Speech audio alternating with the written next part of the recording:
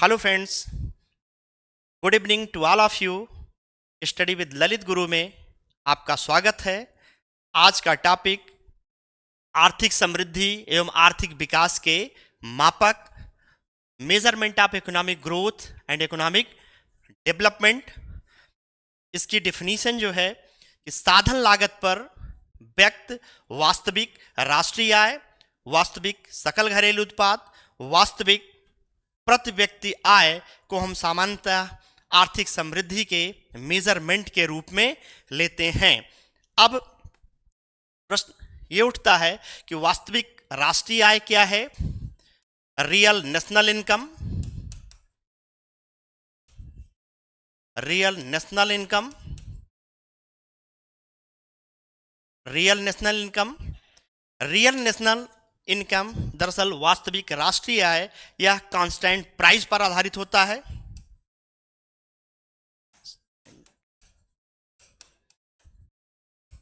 यह constant price पर आधारित होता है और इसको रियल प्राइस भी कहते हैं। इसको रियल प्राइस भी कहते हैं या बेस ईयर पर आधारित होता है। दरअसल जो रियल नेशनल इनकम है या वास्तविक राष्ट्रीय आय है, इसमें मुद्रास्फीति शामिल नहीं होती है। इसमें मुद्रास्फीति शामिल नहीं होती है। इसके साथ साथ एक टर्म इसमें और यूज होता है, वह टर्म है मौद्रिक राष्ट्रीय आय या नॉमिनल नेशनल इनकम। मौद्रिक राष्ट्रीय आय या nominal national income, nominal national income. Nominal national income में इसमें क्या है, इसमें यह करंट प्राइस पर आधारित होती है। करंट प्राइस पर आधारित होती है, यह करंट प्राइस पर आधारित होती है। करंट प्राइस के साथ साथ इसमें इन्फ्लेशन भी इंक्लूड होता है। इसमें इन्फ्लेशन भी इंक्लूड होता है। इसमें इन्फ्लेशन भी इंक्लूड होता है। दरअसल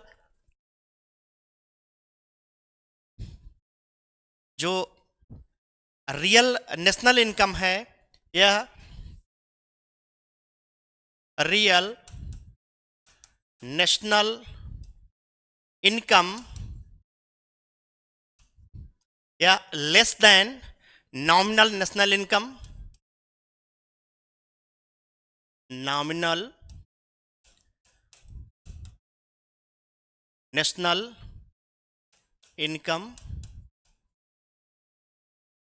कारण यह है कि यह जो है कांस्टेंट प्राइस पर आधारित है और नॉमिनल नेशनल इनकम यह जो है आपका ये करंट प्राइस पर आधारित है और ये आपका रियल नेशनल इनकम जो है ये कांस्टेंट प्राइस पर आधारित है। दरअसल जो रियल नेशनल इनकम है, रियल नेशनल इनकम का इंपॉर्टेंस इसलिए है कि यहाँ पर ध्यान देने योग्य जो चीज़ है उसमें यह है कि चूंकि इकोनॉमी में हमेशा मूल्य बदलते रहते हैं। जब मूल्य बदलते रहते हैं तो ऐसी स्थिति में यह पता लगाना मुश्किल हो जाता है कि उत्पादन कितना हुआ या जीडीपी में कितनी ग्रोथ हुई। तो इसमें करते क्या है कि वस्तु की कीमतों को हम स्थिर मान लेते हैं। इसमें जो रियल नेशनल इनकम है, इसमें हम वस्तु की कीमतों को स्थिर मान लेते हैं। जब वस्तु की कीमतों को हम कांस्टेंट मानते हैं तब यह पता लगाया जा सकता है कि उत्पादन के मूल्य में कितनी वृद्धि हुई या जीडीपी के मूल्य में कितनी वृद्धि हुई या वास्तविक आय में कितनी वृद्धि हुई। इसको इस तरीके से भी हम परिभाषित कर सकते हैं कि जो हमारी मौद्रिक आय है, मौद्रिक आय को जब हम मूल्य स्तर से डिवाइड करते हैं तब आपका रियल नेशनल इनकम की प्राप्ति होती है। अब आपको हम यहाँ पर जो आर्थिक समृद्धि और आर्थिक विकास के मापक के रूप में मैंने ये जिक्र किया कि वास्तविक राष्ट्रीय आय, वास्तविक घरेलू उत्पाद, वास्तविक प्रति व्यक्ति आय को आर्थिक समृद्धि के मेजरमेंट के रूप में लेते हैं। चूंकि जो पर कैपिटा इनकम है, जो पर कैपिटा इनकम है, इसमें एक जो इम्पॉर्टेंट वेरिएबल्स है वो है जनसंख्या। इसमें जनसंख्या को ध्यान में रखा जाता है। जो पर कैपिटा इनकम है ये निकाला कैसे जाता है कि जो नेशनल इनकम है, आपका जो नेशनल इनकम है, जो नेशनल इनकम को हम टोटल पॉपुलेशन से जब डिवाइड करते हैं, टोटल पॉपुलेशन से डिवाइड करते हैं तो हमें पर कैपिटा इनकम की प्राप्ति होती है। इसको और अगर आसान शब्दों में अगर ध्यान दीजिए तो जो आपका पर कैपिटा इनकम है, यानी कि जो प्रति व्यक्ति आय है, प्रति व्यक्ति आय की वृद्धि को ही आर्थिक समृद्धि की माप के रूप में अधिक स्वीकार करते हैं। अब यहाँ पर जो प्रति व्यक्ति आय है, प्रति व्यक्ति आय को की एक सीमा है, एक लिमिटेशन है, क्योंकि प्रति व्यक्ति आय की जो वृद्धि हो रही है, प्रति व्यक्ति आय की वृद्धि आवश्यक रूप से यह जरूरी नहीं है कि आर्थिक समृद्धि भी हो। इसकी जो लिमिटेशन है, उस लिमिटेशन में यह है कि अगर पर कैपिटा इनकम बढ़ रहा है तो यह जरूरी नहीं है कि आर्थिक समृद्धि में भी वृद्धि हो रही है। जैसे इन केस मान लीजिए अगर आपका राष्ट्रीय उत्पाद स्थिर है, मान लीजिए अगर आपका राष्ट्रीय उत्पाद स्थिर है, राष्ट्रीय उत्पाद अगर इसको स्थिर मान लिया जाए और पॉपुलेशन यानी कि जनसंख्या में तेजी के साथ गिरावट हो रही है, इस गिरावट के पीछे का जो कारण है नेचुरल क्लाइमेटी, बाढ़, भूस्खलन, भूकंप, बहुत सारे कारण हो सकते हैं।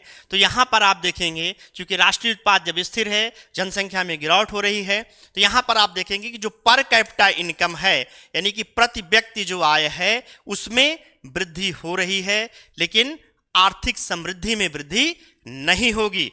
कुछ अर्थशास्त्रियों का यह कहना है कि जो पर कैपिटा इनकम या प्रति व्यक्ति आय में अगर वृद्धि हो रही है तो इसके साथ साथ राष्ट्रीय उत्पाद में भी वृद्धि हो, तभी इसे समृद्धि के मेजरमेंट के रूप में हम मान सकते हैं। अब सामान्यतया जो आर्थिक समृद्धि है, आर्थिक समृद्धि की माप के लिए हम पर कैपिटा इनकम को लेते हैं, क्योंकि जो पर कैपिटा इनकम है, पर कैपिटा इनकम में जीडीपी और जीएनपी दोनों पर कैपिटा इनकम में आधारित हो सकती हैं। कहने का आशय कि यह जीडीपी और जीएनपी दोनों पर आधारित होती है। सामान्यतः जो प्रति व्यक्ति सकल घरेलू उत्पाद है या इसी को वरीयता दी जाती है। जैसे भारत जैसे देश में अभी हाल ही में आप देखेंगे कि HDR ह्यूमन डेवलपमेंट रिपोर्ट 2010 में, ह्यूमन डेवलपमेंट रिपोर्ट 2010 में आप देखेंगे कि इसमें चेंज ये हुआ कि जो प्रति व्यक्ति सकल जो घरेलू उत्पाद है उसकी जगह प्रति व्यक्ति सकल राष्ट्रीय आय को शामिल किया गया है। इसके पीछे का कारण यह है कि बहुत सारे देश हैं, बहुत सारी कंट्रीज हैं, क्योंकि विदेशों से जो उनको प्राप्त आय है वो बहुत अधिक थी, और यहाँ पर आप अगर प्रति व्यक्ति सकल घरेलू उत्पाद देखेंगे तो आर्थिक समृद्धि का सही माप या सही तस्वीर प्रस्तुत नहीं कर रही है। आर्थिक जो समृद्धि है, आर्थिक समृद्धि की अगर हम मेजरमेंट के रूप में लेंगे तो सबसे सुटेबल जो मेजरमेंट है प्रति व्यक्ति आय को ही लिया जाता है। अब अगर हम आर्थिक विकास के मेजरमेंट को अगर हम लेंगे, आर्थिक विकास के अगर हम मेजरमेंट को लेंगे, आर्थिक विकास के मापक को अगर हम लेते हैं, आर्थिक विकास के अगर हम मापक को अगर हम ले रहे हैं, तो मापक में आप देखेंगे कि राष्ट्रीय आय, प्रति व्यक्ति राष्ट्रीय आय में वृद्धि आर्थिक विकास की एक आवश्यक दशा है, क्योंकि जो आर्थिक विकास है, आर्थिक विकास में ही आर्थिक समृद्धि सम्मिलित है। यदि अन्य बातें अगर समान हैं, अन्य बातों को अगर हम समान मान लें, तो प्रति व्यक्ति वास्तविक आय में वृद्धि यानी एक्चुअल जो है पर कैपिटा इनकम में वृद्धि आर्थिक विकास लाएगी, पर प्रति व्यक्ति आय तथा राष्ट्रीय आय में यह वृद्धि परिमाणात्मक इकाई है, यानी यह मेजरेबल है, यह आर्थिक समृद्धि की मापक है। पर ये इकाइयां अर्थव्यवस्था में जो आर्थिक विकास है, आर्थिक विकास जो गुणात्मक परिवर्तन या जो राष्ट्रीय कल्याण में वृद्धि से संबंधित है, उनका ये मेजरमेंट सही तरीके से नहीं करती हैं, क्योंकि आर्थिक विकास एक व्यापक संकल्पना है, आर्थिक विकास एक व्यक्तिनिष्ठ कल्पना है। और आर्थिक विकास में अगर आप देखेंगे तो इसमें परिमाणात्मक वृद्धि के साथ साथ जो गुणात्मक परिवर्तन है, क्वालिटेटिव चेंजेस, उसको भी इसमें शामिल किया जाता है। और ये क्वालिटेटिव जो चेंजेस हैं, आप क्वालिटेटिव चेंजेस में देखेंगे बहुत सारे आर्थिक फैक्टर्स जो होते हैं, आर्थिक कारक होते हैं, इसके साथ साथ गैर आर्थिक कारक। आर्थिक कारक में आपका GDP, capital output ratio, GNP, per capita income, ये सब आएंगे। और गैर आर्थिक कारक में अगर आप देखेंगे तो गैर आर्थिक कारकों में सामाजिक एवं सांस्कृतिक क्षेत्रों में जो गुणात्मक परिवर्तन शामिल होते हैं। इसमें फॉर एग्जाम्पल जैसे शिक्षा एवं साक्षरता दर, पोषण स्तर, स्वास्थ्य सेवाएं, लैंगिक विकास इत्यादि जो हैं, ये आप आर्थिक विकास के गुणात्मक चेंजेस में ये शामिल होंगे। अब यहाँ पर प्रश्न ये उठता है कि ये जो क्वांटिटेटिव या क्वालिटेटिव, जो क्वांटिटेटिव मेजरमेंट है, ये आर्थिक विकास के है नहीं, क्योंकि जो आर्थिक विकास है इनकी परिमाणात्मक माप संभव नहीं है। फिर भी आर्थिक विकास को मापने के लिए अनेक प्रयोग किए गए। अगर आप देखेंगे तो इसके लिए अनेक प्रयोग किए गए जो परिमाणात्मक आधार पर नहीं, बल्कि जीवन की गुणवत्ता, क्वालिटी ऑफ लाइफ को जो इंप्रूव करने वाले या प्रभावित करने वाले अनेक चरों से बने सूचकांक के आधार पर आर्थिक विकास का माप करते हैं हम। बहुत सारे मेजरमेंट हैं, आप उसके आधार पर हम आर्थिक विकास की माप करते हैं। तो आर्थिक विकास का जो मापन है, मेजरमेंट ऑफ इकोनॉमिक डेवलपमेंट, ये विशेष करके गुणात्मक परिवर्तन से संबंधित है, परिमाणात्मक से नहीं। आप देखेंगे आपकी विभिन्न देशों में जो आर्थिक विकास के मापन तथा तुलनात्मक स्थिति को प्रकट करने के लिए बहुत सारे हमें दृष्टिकोण मिलते हैं। इन दृष्टिकोणों में बहुत सारे इंडेक्स हैं। उन इंडेक्स के आधार पर हम आर्थिक विकास के मापन या मेजरमेंट को करते हैं। इनमें पहला है आपका basic needs approach.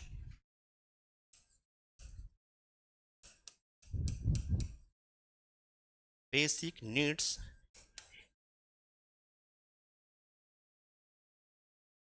Needs approach. AP Thirlwall साहब हैं।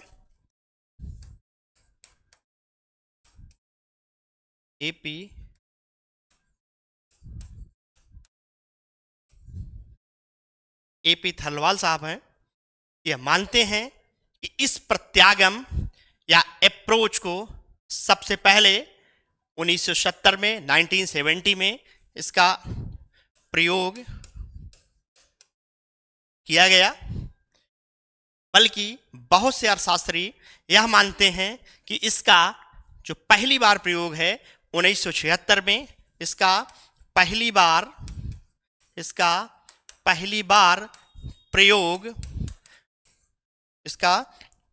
प्रयोग 1976 में 1976 में ILO ने किया, इंटरनेशनल लेबर ऑर्गेनाइजेशन ने एक एम्प्लॉयमेंट कॉन्फ्रेंस में इसका प्रयोग, बेसिक नीड्स अप्रोच का प्रयोग किया। जो बेसिक नीड्स अप्रोच है, इससे जुड़े हुए जो अर्थशास्त्री हैं वो हिक्स और पॉल स्ट्रीटन हैं।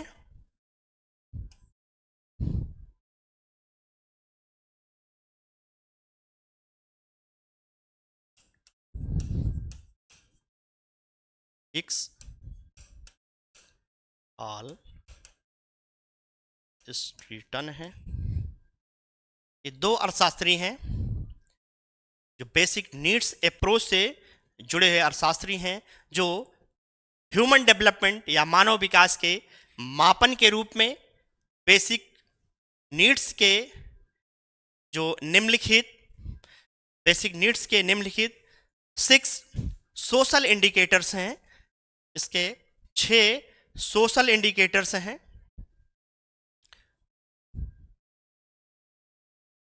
इसके 6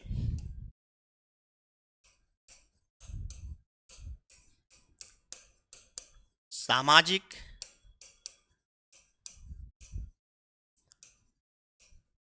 संकेतक हैं, जिनके आधार पर बेसिक नीड्स अप्रोच को डेवलप किया गया। ये अब आप देखेंगे ये 6 कौन कौन से इंडिकेटर्स हैं।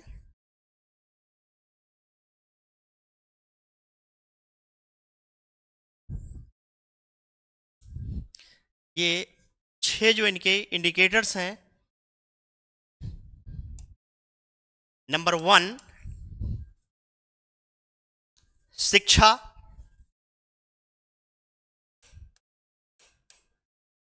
एजुकेशन। इस education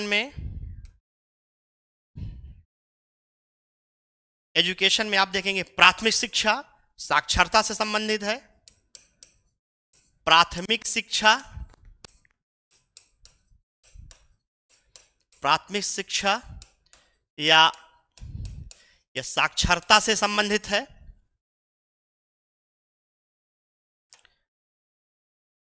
number 2 basic needs approach में अगर आप देखेंगे तो नंबर 2 स्वास्थ्य।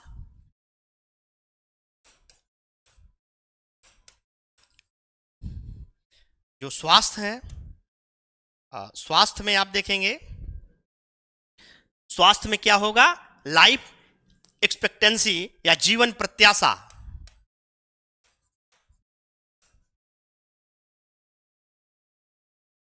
ये जीवन प्रत्याशा, लाइफ एक्सपेक्टेंसी 6 सोशल इंडिकेटर्स के आधार पर बेसिक नीड्स अप्रोच को डेवलप किया गया। और तीसरा है, आप देखेंगे इसके तीसरे जो सोशल इंडिकेटर्स हैं, तीसरे सोशल इंडिकेटर्स हैं खाद्य। खाद्य यानी कि जो फूड है, फूड में प्रति व्यक्ति कैलोरी की आपूर्ति, प्रति व्यक्ति कैलोरी की आपूर्ति,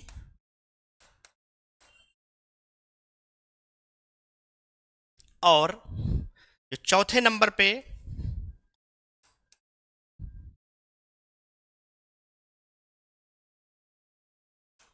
इनके चौथे जो सोशल अगर आप इंडिकेटर्स को आप देखेंगे तो स्वच्छता, सैनिटेशन।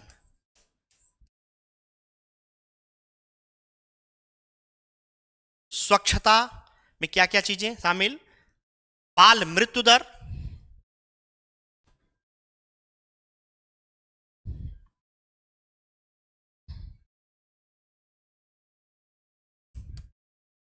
बाल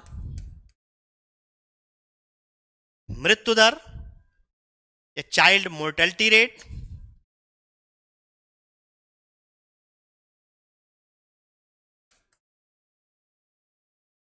चाइल्ड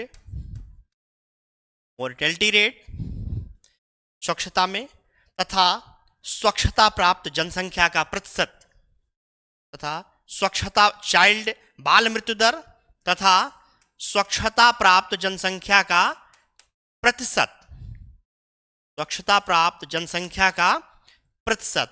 ये 6 जो सामाजिक 6 सामाजिक संकेतक हैं, 6 सोशल इंडिकेटर्स हैं, उसमें 4 पे स्वच्छता है और 5वें नंबर पे आपका जलापूर्ति यानी कि जल की सप्लाई। 5वें नंबर पर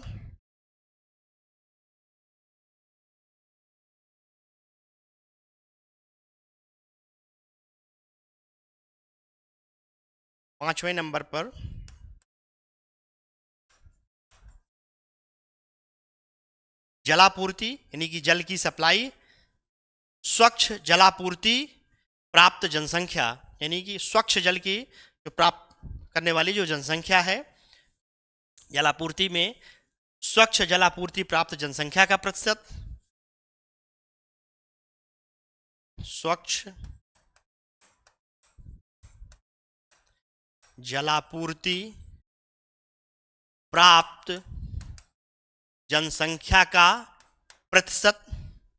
और 6ठे नंबर पर आप देखेंगे इनके जो सामाजिक संकेतक हैं बेसिक नीड्स अप्रोच में, 6ठे नंबर पे आवास है। 6ठे नंबर पर आवास है। आवास के संदर्भ में कि आपका आवास कैसा है या आपके पास कोई नहीं है। आपका आवास कैसा है और आपके पास आवास है ही नहीं, कोई नहीं। ये आप अगर देखेंगे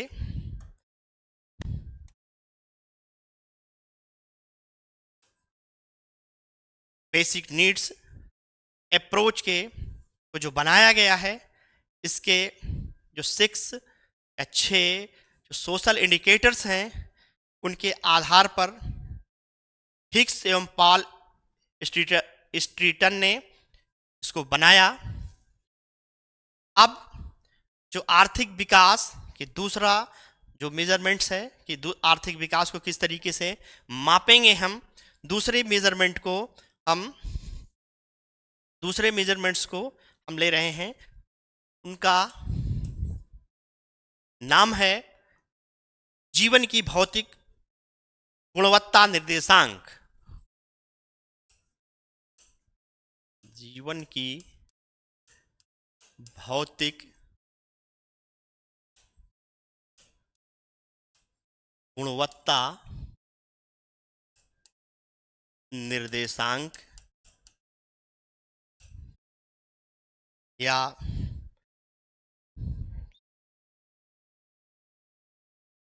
इसको इंग्लिश में physical quality of life index, physical quality of life index, physical quality of life index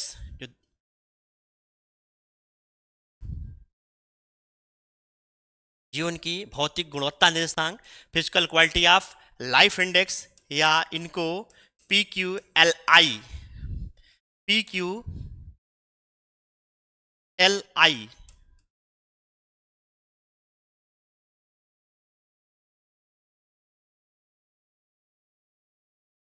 इस विधि को मौलिक रूप से आप देखेंगे जो PQLI है,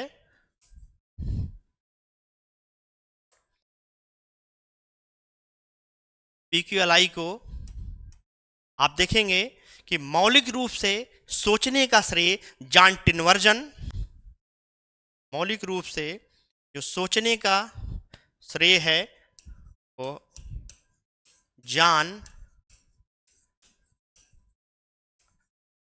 टिनवर्जन जॉन टिनवर्जन को जाता है 1976 में। इसे मॉरिस डी मॉरिस के नाम से भी जाना जाता है। इसे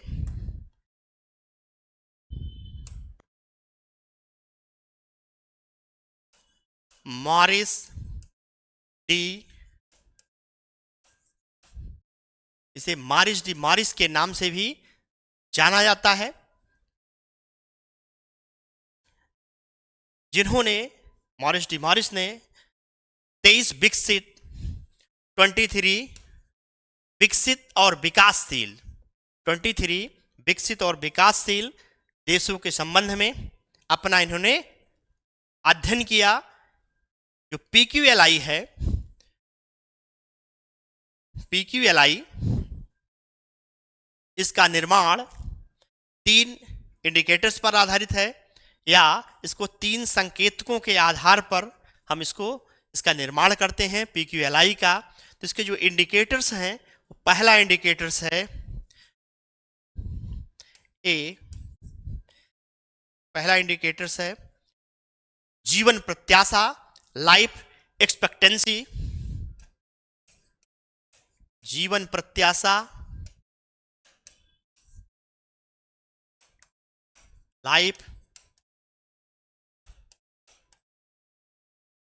लाइफ एक्सपेक्टेंसी इंडेक्स, जीवन प्रत्याशा सूचकांक इंडेक्स, या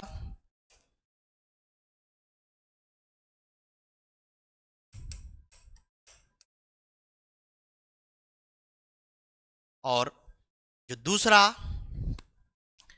इंडिकेटर्स है या संकेतक, दूसरा इंडिकेटर्स है शिशु मृत्यु दर।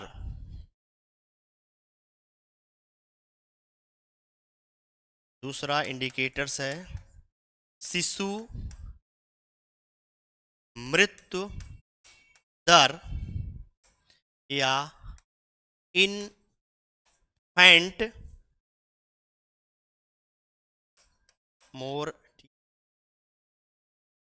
मोर्टेलिटी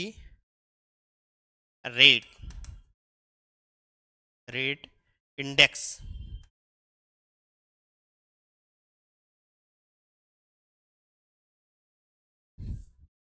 इन्फैंट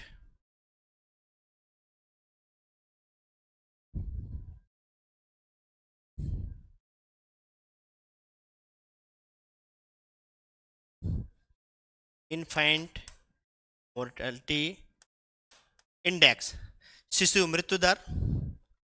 और तीसरा जो इसका इंडिकेटर्स है, वो तीसरा इंडिकेटर्स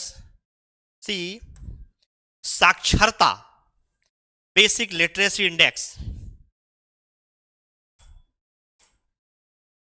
साक्षरता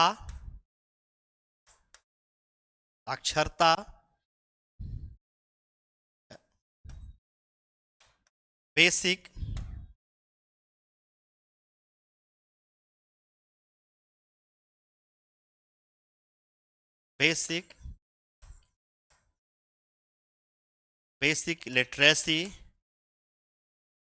इंडेक्स, या PLI। अब क्योंकि physical quality of life index PQLI में आप देखेंगे कि इसको 3 इंडिकेटर्स के माध्यम से बनाया जाता है। सबसे पहले सोचने का श्रेय जॉन टिनवर्जन को जाता है। इसे मॉरिस डी मॉरिस के नाम से भी जाना जाता है।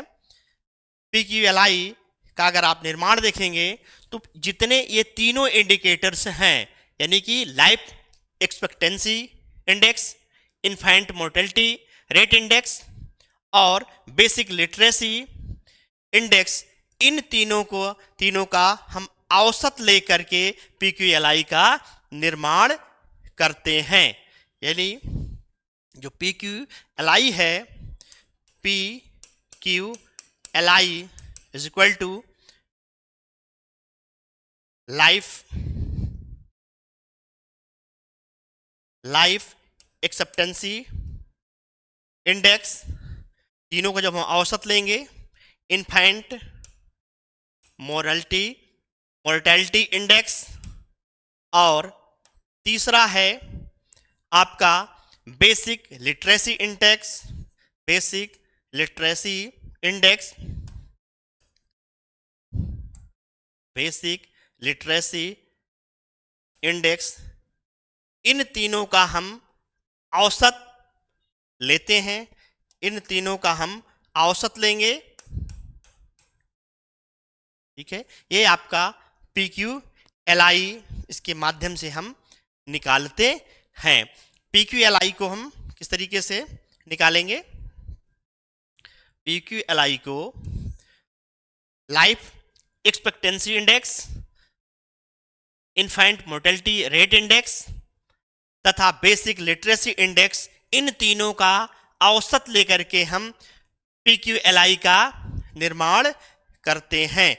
PQLI का जो अधिकतम मूल्य है, इसका जो अधिकतम मूल्य है वो 100 होगा, और इसका जो न्यूनतम मूल्य है, न्यूनतम मूल्य अगर आप देखेंगे तो इसका जो न्यूनतम मूल्य है वो 0 या 0 होगा। ठीक है, यानी कहने का आशय जो PQLI में 100 की ओर बढ़ना उत्तम स्थिति का परिचायक है, और 0 की ओर बढ़ना यह खराब स्थिति का परिचायक है। आप आगे आपको हम जब HDI पढ़ाएंगे, ह्यूमन डेवलपमेंट इंडेक्स, तो उसमें जो वैल्यू होगी उस HDI आप देखेंगे, जो HDI है, HDI में जो वैल्यूएशन जो होगा उसमें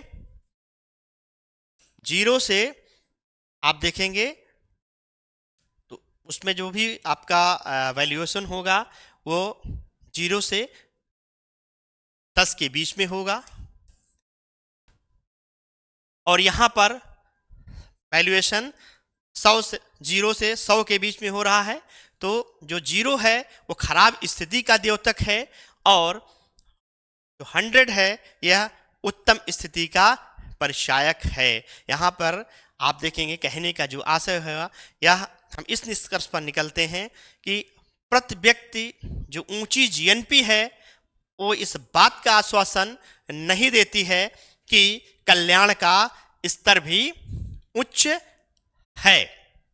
अब आपको हम नेक्स्ट जो आर्थिक विकास की जो मापन है, आर्थिक विकास का जो मेजरमेंट है, उसके हम एक अलग मेजरमेंट्स का जिक्र करेंगे। उसका नाम है MEW, या इसका जो पूरा नाम है measure of economic welfare, measure of economic welfare.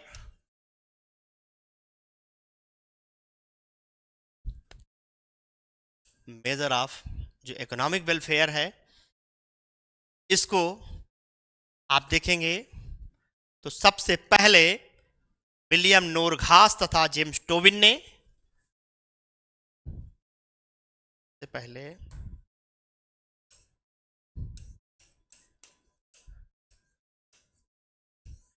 सबसे पहले विलियम नोरघास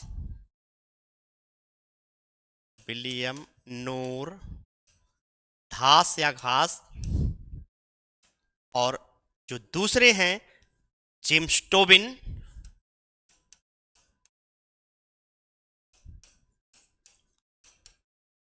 जेम्स टोबिन साहब, इन दो अर्थशास्त्रियों ने जो क्वालिटी ऑफ लाइफ है, जीवन की गुणवत्ता में सुधार, quality of improvement of quality of life, जीवन की गुणवत्ता में सुधार, जो आर्थिक विकास का मापक है, कि माप के लिए मेजर ऑफ इकोनॉमिक वेलफेयर की धारणा विकसित की। और अब अगर आगे आप देखेंगे तो इसे और परिमार्जित या और ज़्यादा विकसित सैमुअल्सन ने किया। प्रोफेसर सैमुअल्सन ने इसे और संशोधित किया और प्रोफेसर सैमुअल्सन ने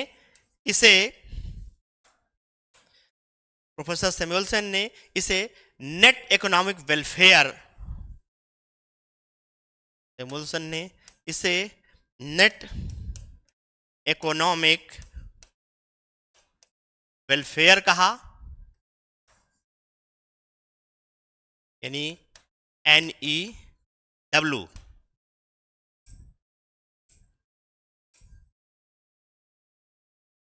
प्रोफेसर सैमुअल्सन ने बाद में इसे जो MEW है, मेजर ऑफ इकोनॉमिक वेलफेयर, इसमें संशोधन किया और इसे परिवर्धित किया और इसे NEW या नेट इकोनॉमिक वेलफेयर का कहा।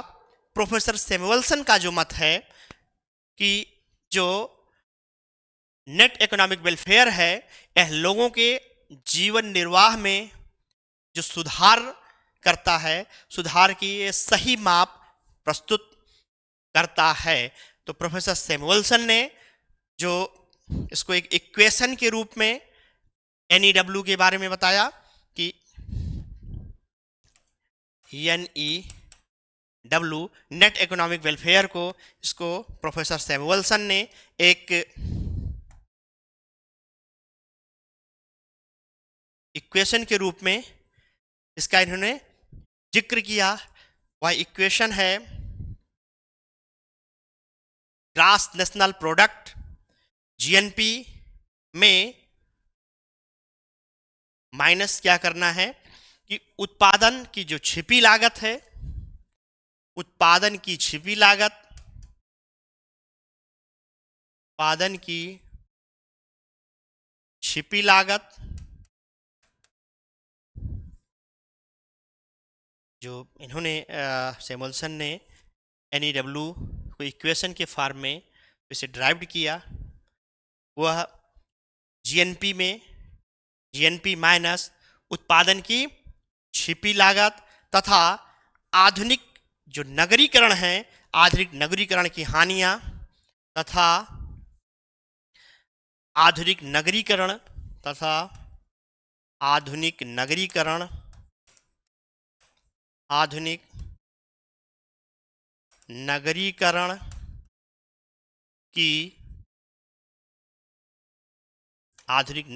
की जो हानियां हैं GNP से, इसको घटाना है तथा इसमें जोड़ना है, प्लस करना है। आपको जो प्लस करना है, प्लस में क्या क्या होगा, अवकाश, यदि जो छुट्टी है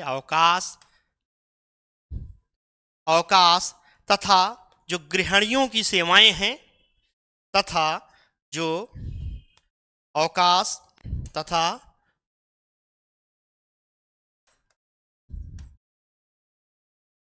गृहिणियों की सेवाएं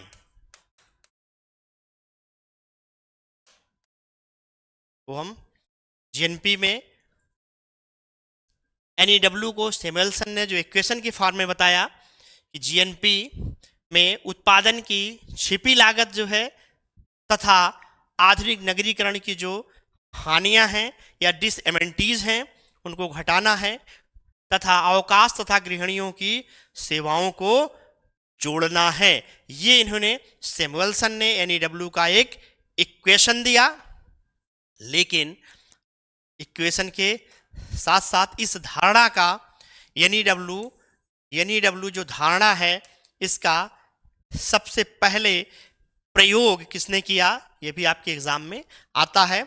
इसका सबसे पहले प्रयोग H.E.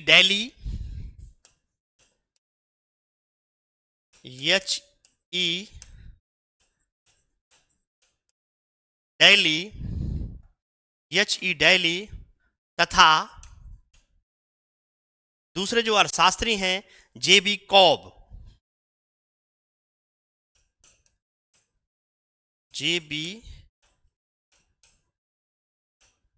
कॉब, इन लोगों ने इसे 1989 में NEW धारणा का सबसे पहली बार इस इक्वेशन का इन्होंने प्रयोग किया। ये आपका कुछ जो इकोनॉमिक डेवलपमेंट है उस इकोनॉमिक डेवलपमेंट के कुछ मेजरमेंट्स के बारे में आपको मैं ब्रीफ कर रहा था, क्लियर कर रहा था। अब जो अगला जो इकोनॉमिक डेवलपमेंट का जो मेजरमेंट है, जो अगले इंडेक्स होंगे, उन इंडेक्स में HDI सबसे इम्पोर्टेंट है, ह्यूमन डेवलपमेंट इंडेक्स। इसके पहले एक दो और जो इम्पोर्टेंट है, जैसे क्रय शक्ति समता विधि जो अगला होगा, यानी कि नेक्स्ट आपका जो हम इसके इकोनॉमिक डेवलपमेंट के जो मापक के रूप में हम ले रहे हैं, वो चौथे नंबर पे क्रय शक्ति समता विधि।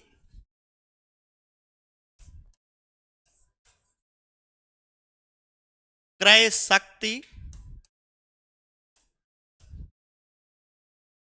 शक्ति समता विधि या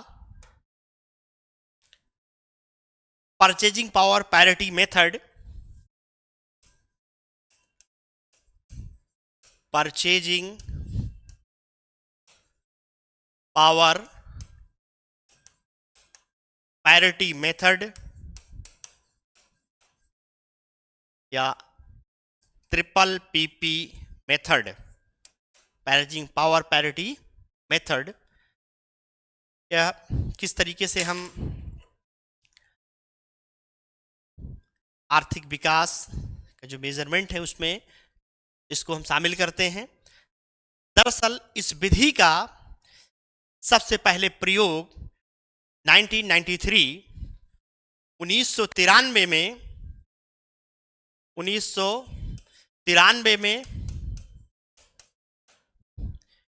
इंटरनेशनल मॉनेटरी फंड ने इसका सबसे पहले प्रयोग किया।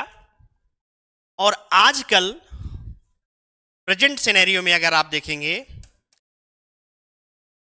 तो विश्व बैंक इसका प्रयोग, इस विधि का प्रयोग कर रहा है। इसके पीछे का जो कारण है कि जो विभिन्न देश हैं, विभिन्न देशों के जो रहन सहन के स्तर या जो लिविंग स्टैंडर्ड है उसकी तुलना करने के लिए, उसका कंपेयर करने के लिए परचेजिंग पावर पैरिटी का प्रयोग किया जा रहा है। क्योंकि विदेशी विनिमय दर या फॉरेन एक्सचेंज रेट पर जो आधारित इनकम है उसकी गणना जब हम कैलकुलेशन करते हैं तो दो देशों के बीच जो मूल्य स्तर है या प्राइस लेवल है, प्राइस लेवल संबंधी जो अंतरों को हम हमेशा स्पष्ट नहीं कर पाते हैं।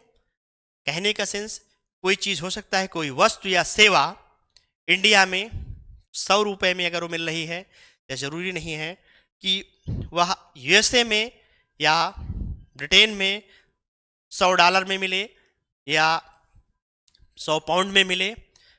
इसके लिए हम परचेजिंग पावर पैरिटी का प्रयोग करते हैं। जरूरी नहीं है कि जो चीज़ यहाँ 100 रुपये में है वो USA या ब्रिटेन में भी 100 रुपये में ही इंडियन करेंसी के हिसाब से अगर आप तुलना करेंगे तो वो मिले। यहाँ पर हम देखेंगे कि इस विधि का प्रतिपादन सबसे पहले GR कैसल ने किया। इस विधि का प्रतिपादन सबसे पहले GR कैसल ने किया। GR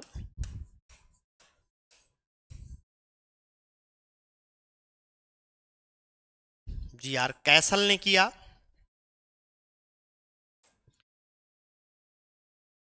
इन्होंने इसका प्रतिपादन विनिमय दर निर्धारण या एक्सचेंज रेट के संबंध में किया।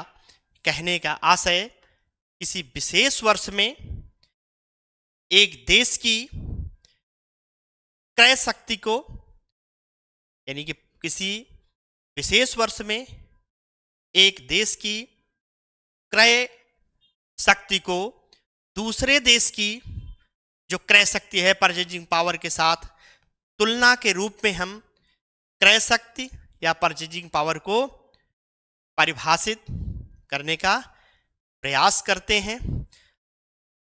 आपको नेक्स्ट लेक्चर में परचेजिंग पावर पैरिटी और अन्य जो इंडेक्स हैं उनके बारे में इसका जिक्र करेंगे।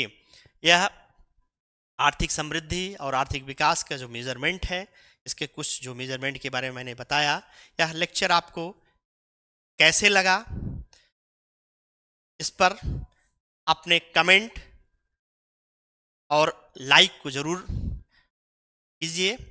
इसके साथ साथ चैनल को सब्सक्राइब करना ना भूलें। थैंक यू, बहुत बहुत धन्यवाद।